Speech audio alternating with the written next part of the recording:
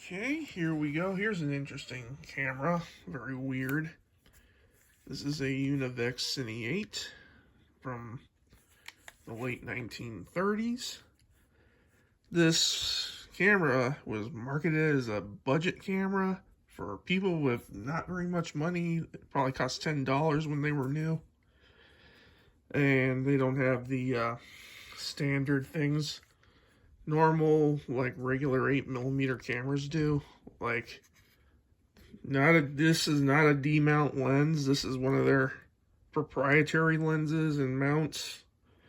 Same goes for the film, and don't worry, this film has been fogged over probably a long time ago. It takes this weird, like, not the type you flip over, but it's this the type of film that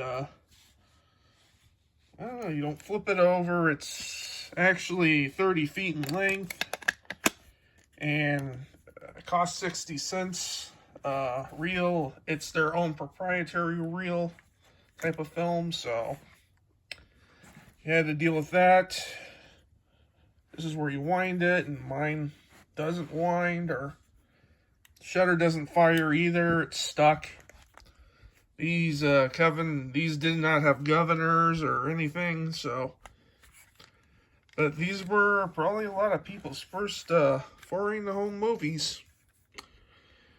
I don't got much to say. Here's your little viewfinder attachment, and you also have a built-in viewfinder that's like very crude.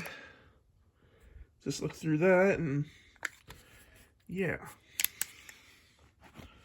not much else to say, but just a weird camera from 1936 to about 1939, 40-ish.